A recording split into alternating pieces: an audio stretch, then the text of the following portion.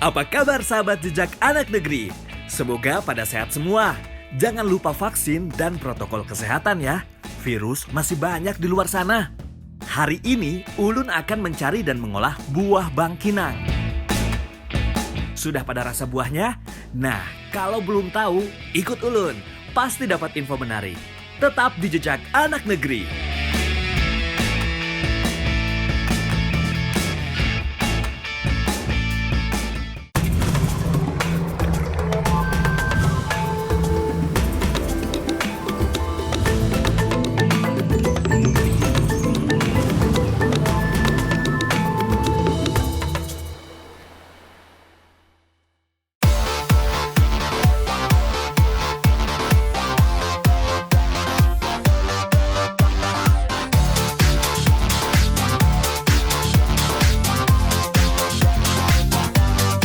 Tuh, banyak kita dapat.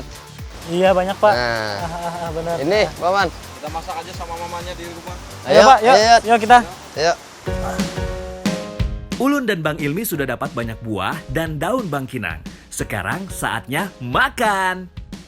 Tapi kami harus membantu Mama Amel untuk mengolah buah hutan loksado ini.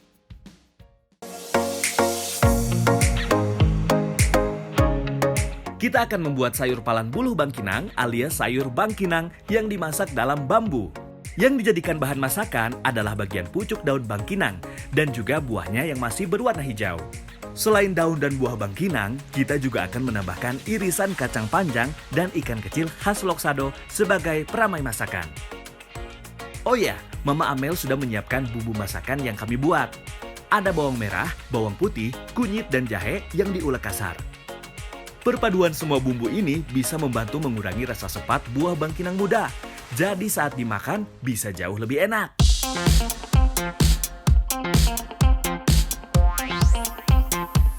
Bang Ilmi sudah menyiapkan api untuk menumis.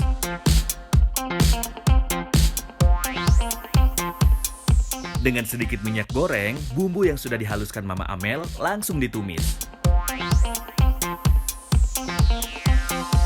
Aduk-aduk terus sampai harum dan bumbu berubah warna.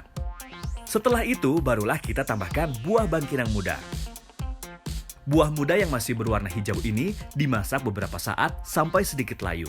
Barulah diangkat.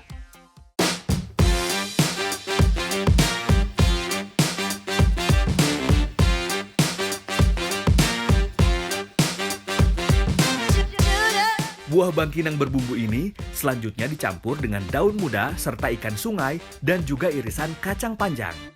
Semua diaduk sampai rata. Nah, ini dia bagian yang paling penting, memasukkan semua bahan ke dalam bambu. Memasak makanan dalam bambu menjadi salah satu cara mengolah makanan yang paling tradisional oleh masyarakat yang tinggal di kawasan hutan. Bahan masakan kami ini ternyata cukup untuk 2 ruas buluh. Lumayan banyak lah.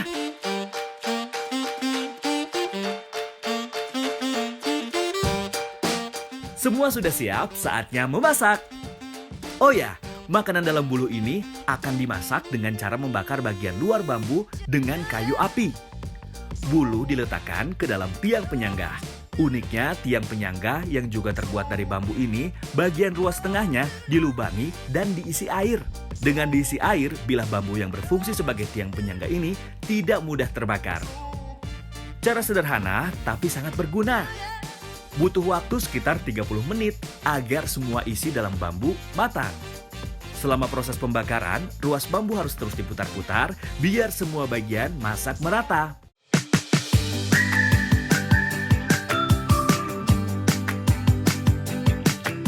Nah, ini dia bangkinang masak palan bambu. Soal rasa, tentu saja nyaman betul. Tidak usah diragukan lagi. Berbagai bumbu dan campuran membuat rasa bangkinang yang cenderung sepat menjadi lebih enak untuk dimakan.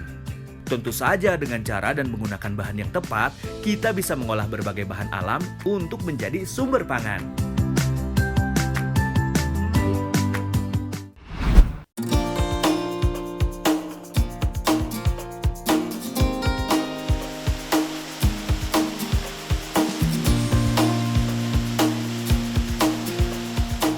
Sungai Amandit melintasi Kecamatan Loksado, Kabupaten Hulu, Sungai Selatan. Sungai jernih yang berhulu di pegunungan Meratus ini menjadi tempat sumber kehidupan bagi warga Loksado. Pak Amli salah seorang nelayan di Loksado yang menggunakan jala tradisionalnya untuk mencari ikan. Jadi tepat kalau Ulun belajar menjala dari masternya ini.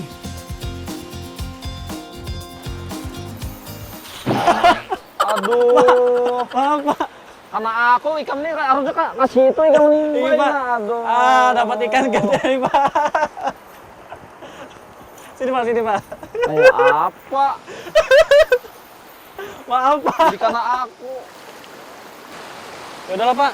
Ini saya taruh situ ya, Pak ya. Ya sudah, taruh aja. Ini apa, Bu, yang dikerjain dulu, Bu? Bikin adonan. Nah, setelah belajar menjala ikan yang tidak berhasil sama sekali, ada baiknya membantu Mama Bella masak kue. Kami akan membuat wadai bangkinang. Adonannya terbuat dari campuran tepung terigu yang dicampur garam, vanili, dan gula pasir, serta sedikit air. Kita butuh lebih banyak gula pasir karena buah bangkinang ini sangat cepat.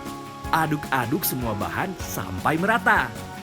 Selain itu, kita juga perlu kelapa parut muda sebagai campuran.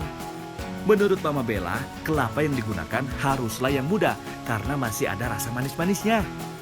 Jadi selain mendapatkan cita rasa gurih, kita juga bisa menghasilkan kue yang manis dan segar dengan campuran kelapa muda parut ini.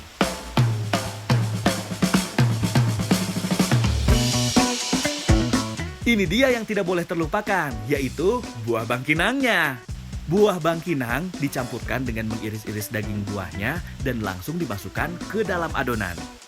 Tekstur bangkinang yang berwarna kuning ini sudah masak tapi tidak lembut. Jadi kalau dicampur dengan adonan wadah ini, kita masih bisa merasakan teksturnya saat dimakan. Semakin banyak irisan buah bangkinang yang digunakan, ya semakin enak. Oh iya, kata Mama Bella, buah bangkinang ini biasa dijadikan warga sebagai obat untuk mengatasi sakit perut. Ini udah, Bu ya, buahnya kita. Sudah, ini sudah cukup. Terus apa lagi, Bu? Diaduk lagi. Diaduk. Ke tangan lagi kan? Habis diaduk, nanti dibagi dua. Adonan wadai yang sudah jadi tinggal dibagi dua.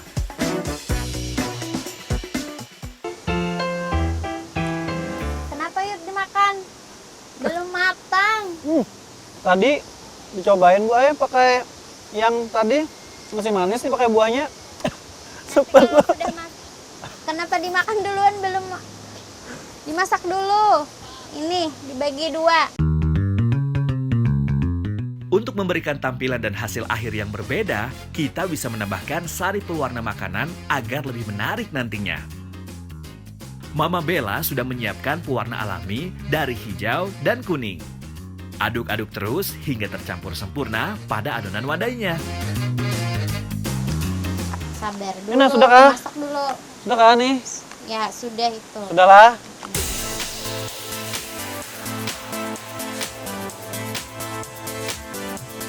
Wadai bangkinang ini dimasak dengan cara dibakar di atas cetakan tembaga. Loyang kue berbentuk bulat ini terdiri atas lubang cetakan yang berukuran bulat kecil-kecil. Sehingga sekali masak bisa dapat beberapa wadai sekaligus. Oh ya, sebelum adonan wadai dimasukkan, loyang haruslah dipanaskan terlebih dahulu dengan mengolesi dasarnya dengan minyak agar wadai tidak lengket. Cara mencetak sekaligus memasak wadai bangkinang ternyata mudah.